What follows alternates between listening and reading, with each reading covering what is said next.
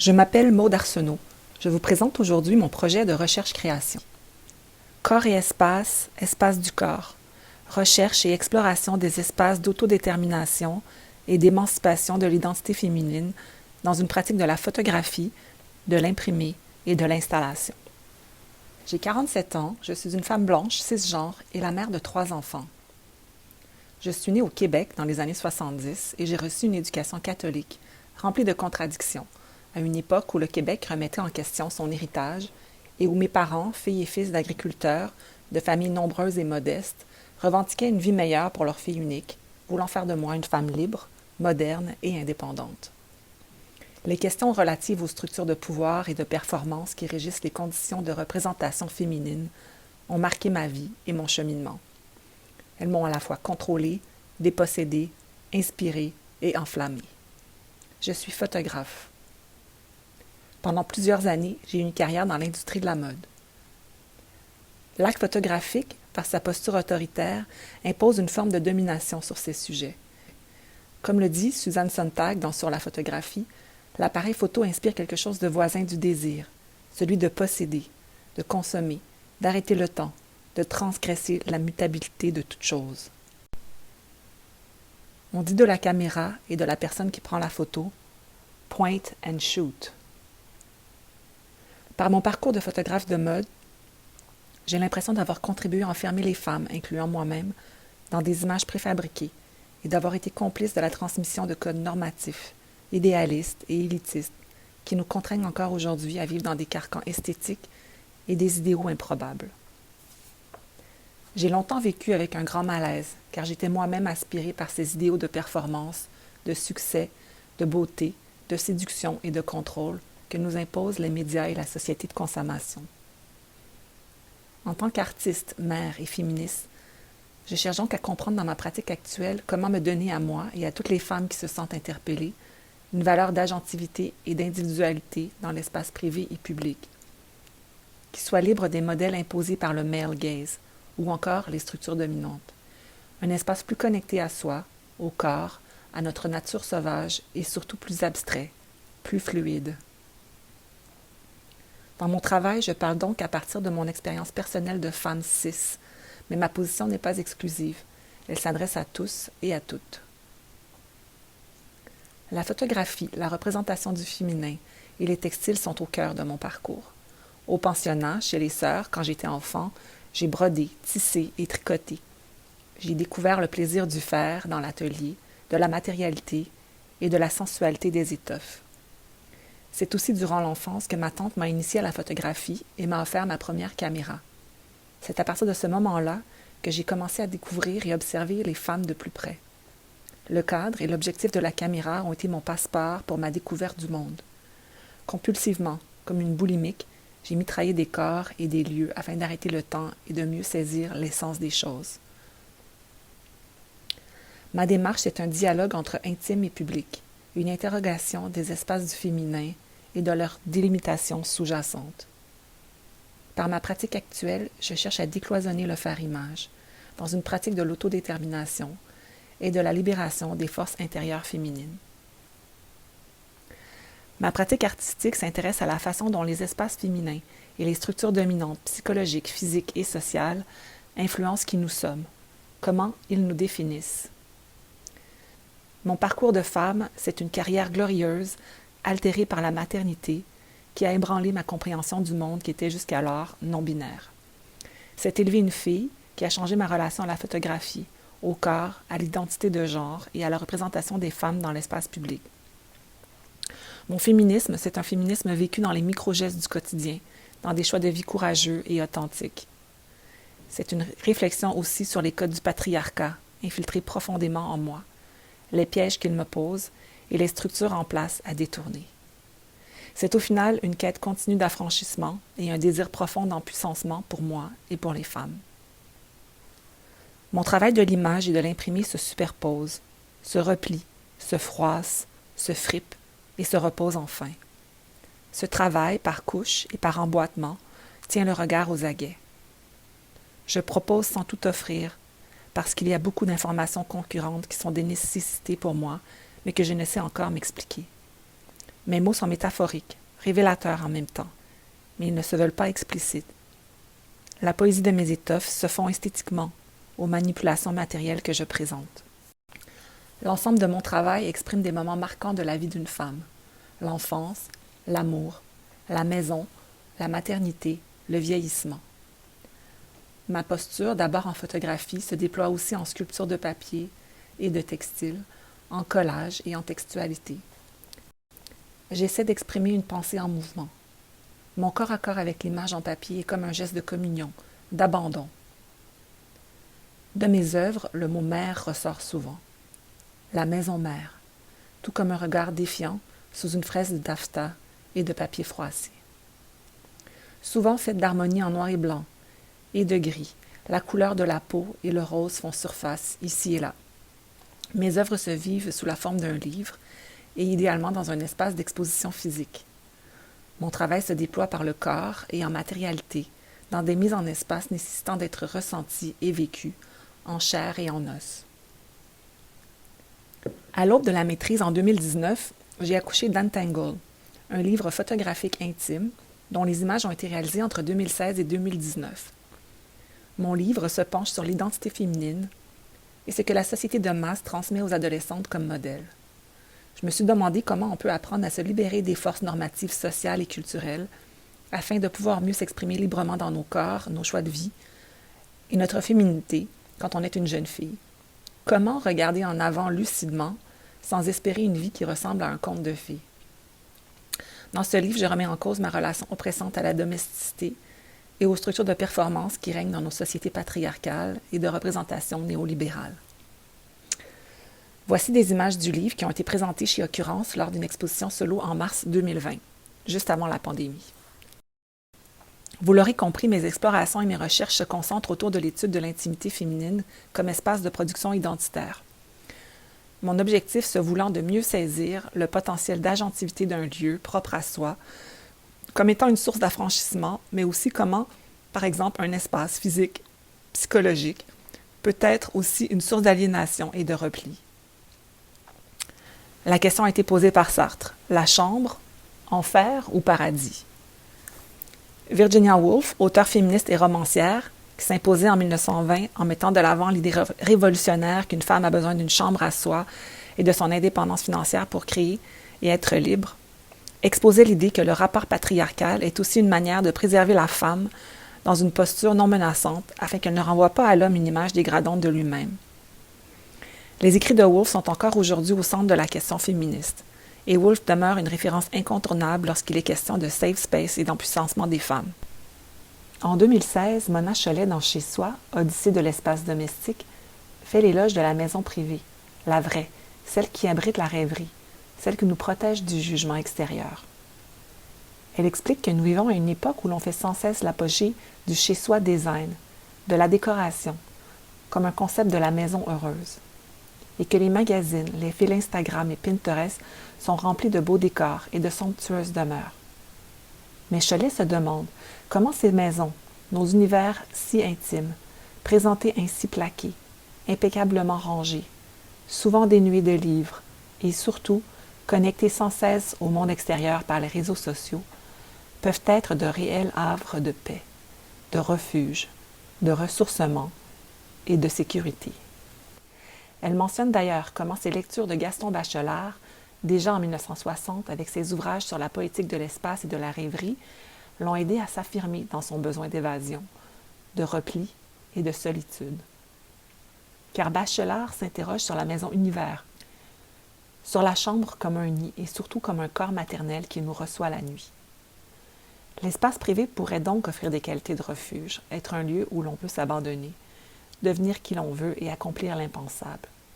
Mais moi, je me demande aussi si la maison ne peut pas être également un lieu d'enfermement et d'isolement pour les femmes. Je continue d'avoir une relation compliquée et de dualité avec l'espace domestique. Je m'y sens coincée. Prise au piège dans une maison familiale, je tourne en rond. Je me sens coupable de ne pas être la bonne ménagère, la mère qu'on m'a toujours montrée comme étant idéale.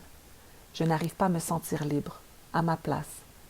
Je préfère un espace plus fluide, dénué du schéma relationnel et d'une structure de pouvoir binaire. L'artiste Francesca Woodman et ce livre sont étroitement liés à ma pratique. Francesca Woodman, jeune artiste à Rhode Island School of Design en 1975, travaille l'autobiographique et l'objectivation du corps féminin en photographie. Woodman explore les notions de corps-espace dans des mises en scène dépouillées où elle s'expose et s'imbrique comme une forme inhérente au mur de son appartement.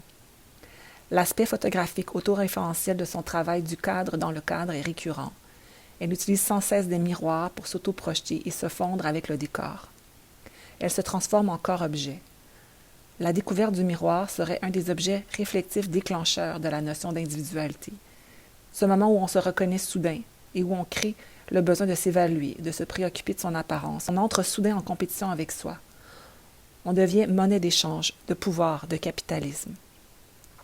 À 22 ans, Woodman, dépressive, se suicidera, laissant un corpus de 800 photos, mais elle demeure encore aujourd'hui une figure incontournable du mouvement postmoderniste féministe des années 70. Voici une citation, tirée du livre The Art of the Feminine en 2017, tirée d'un échange entre Giuliano Sergio et Marina Miraglia. Si une photographie est une structure à définir, objectiver et posséder, pour Woodman, le portrait ne doit pas être la trace de ce regard, mais le lieu d'une apparition. Dans ses œuvres, les femmes représentées s'offrent au spectateur par sa présence et demandent à être reconnues. Ce n'est ainsi que la photographie peut être l'espace où mettre l'identité de soi à l'épreuve, le lieu où échapper à l'objectivation et construire une dimension dans laquelle l'œil et le corps offrent une vision unique. Les références stylistiques se superposent à une nouvelle recherche, donnant lieu à la possibilité de façonner un regard et une image au féminin, qu'on peut appeler aussi le female gaze.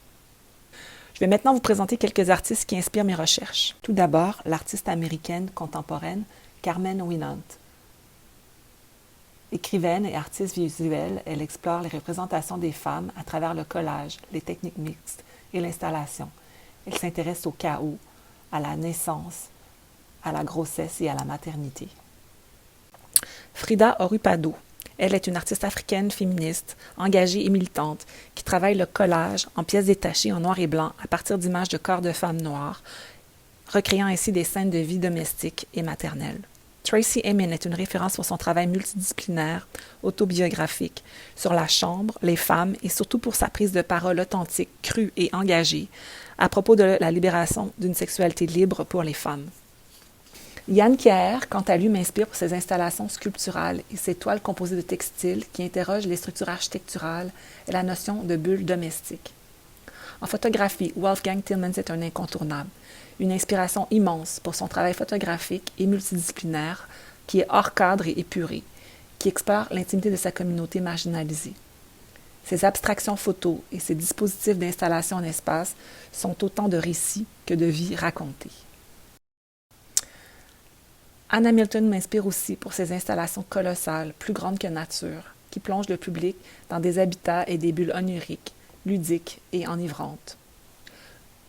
Je vais maintenant vous présenter quelques projets et quelques expérimentations réalisées au cours des 2 dernières années et qui ont contribué à l'avancement de ma recherche.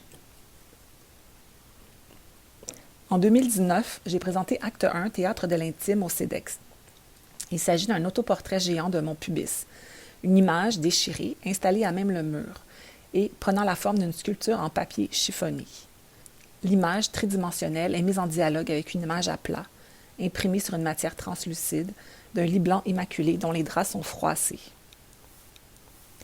À l'hiver 2020, juste avant le début de la pandémie, je me suis intéressée à la notion de chaos, celle vécue socialement par notre trop-plein, par nos vies connectées et nos attentes face à la performance, mais aussi et surtout à celui dans ma tête, créé par la charge mentale de ma vie de femme, de mère et d'artiste. À l'été 2020, inspirée par mes collègues, femmes, artistes, et afin de mieux saisir ce sentiment d'imposteur qui m'habite, dans mon désir de tendre vers une pratique de plus en plus matérielle et manuelle, je me suis mise à réfléchir et à observer des femmes qui font. Guidée aussi par les écrits de Wendy Brown sur le néolibéralisme, je me suis penchée sur le travail des mains, du geste répétitif du faire, souvent long et solitaire. J'ai pensé aux femmes, à mes grands-mères qui, depuis le début des temps, répètent et refont les mêmes mouvements chaque jour, que ce soit par le travail dans l'usine ou à la maison. celui de la maille, du pétrissage du pain, du tissé, du brodé, celui du care. Voici une maquette d'exposition fictive qui met en valeur des rencontres. J'ai imaginé que pour certaines femmes, ce geste répété et la connexion à la matière puissent représenter un lieu de ressourcement, un espace à soi protecteur. Et j'ai imaginé qu'elle m'invitait à partager du temps avec elles, à les écouter, à faire et à jouer avec la matière. Cette dernière année de bouleversements socio-intimes m'a obligée à travailler à distance. Dépourvue des ressources techniques habituelles dont je dispose normalement, j'ai été privée de rencontres, de lieux et de contacts avec des gens à photographier. J'ai donc davantage créé à l'intérieur de l'atelier, dans la solitude. J'ai écrit, j'ai dessiné, et mon atelier s'est rempli de papier, d'images, de mots, de tissus à manipuler, à froisser, à plier, à empiler. Mon travail photographique est devenu moins à propos des autres femmes. Il s'est recentré sur mon propre espace intime d'artiste et de mère. Dans l'atelier, seule, je collectionne mes images précieusement. Je les coupe, les colle, les transforme, les imprime, les brode et les enduis parfois de feuilles d'or. Je me transforme en même temps. Ma pratique est devenue plus autobiographique. Elle avance à tâtons, par pulsion, et elle démêle et découvre les couches qui me composent, mes blessures, mes dualités, mon héritage politique et patriarcal, ma hargne et mon grand besoin de sensualité, de toucher. J'ai envie de me révéler à moi-même, de prendre possession de mon pouvoir, intime et enfoui, de mon corps, de ma maison intime et de mon intellect. Mes recherches évoluent et s'intéressent donc davantage au pouvoir autoritaire de la caméra sur les femmes et au female gaze, au désir, à la sensualité et aux organes de plaisir, et aussi aux structures, aux cadres et aux espaces transitionnels dans le contexte patriarcal. Mes lectures récentes portent sur le rapport à l'enfance et l'espace transitionnel dont parle le psychanalyste Donald Winnicott, dans Jeu et réalité, l'espace potentiel. Il me permet de mieux saisir l'importance, durant l'enfance, du rapport créé par la mère dans son lien affectif qui permet à l'enfant de se développer dans un espace de transition afin qu'il trouve sa place dans le monde, qu'il se défusionne progressivement de la mère avec assurance pour s'envoler du nid, fort et autonome.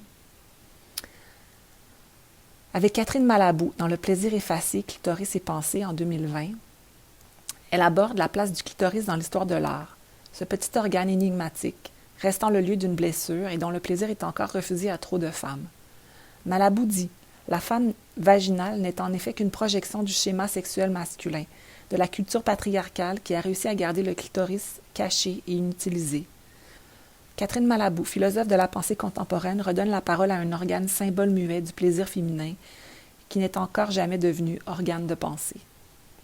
Charlotte Johnson et Jill Soloway me nourrissent énormément quant au female gaze, ce regard féminin sur le monde en contradiction avec celui du male gaze qu'on associe à une représentation hétéronormative et patriarcale du monde.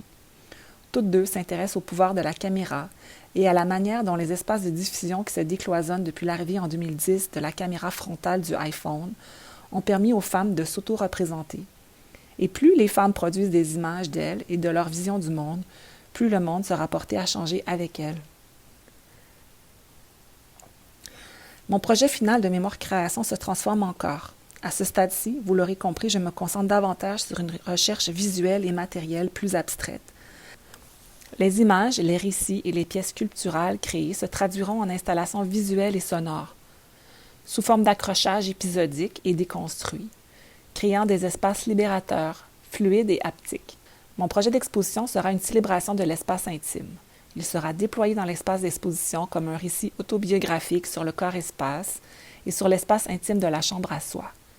Mes installations se présenteront comme des images-objets qui véhiculent et reflètent une recherche continue, une sorte d'affirmation de mon existence psychique dans des espaces familiers, apaisants ou claustrophobes et oubliés, ceux de mon corps et de mon espace maison.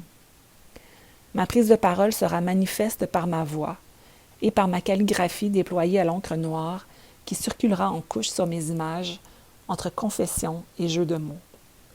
Je désire créer des bulles sensuelles suggestives, des refuges solitaires, dans un jeu incessant de dualité formelle, de plis et de froissements, de mots et de peau. En conclusion, la douceur, L'aspect esthétique, onirique et léché qui pourrait sembler émerger de mes œuvres doit être déchiffré comme une sorte de personnification des codes exigés aux femmes. Il faudra savoir lire à travers ces bulles, ces images, ces textures, ces petits recoins et replis, une colère et une bataille qui grondent. Je vous laisse avec un petit poème. Duel, dualité, entre l'étoffe de ma peau et mon désir de m'abandonner, comment ne pas se perdre, s'user, se briser, protéger son terrain de jeu, ne pas s'oublier et rester debout, accepter l'inconfort, la solitude, la peur au ventre, pour mieux se tenir droit et solidaire de soi. Je suis une étoffe, ma fibre résiste, elle se froisse, se plie, se cise, et je suis incapable de partager le lit de ma vie. J'ai besoin de ma chambre à moi. Refuge, révèle-moi, protège-moi, libère-moi.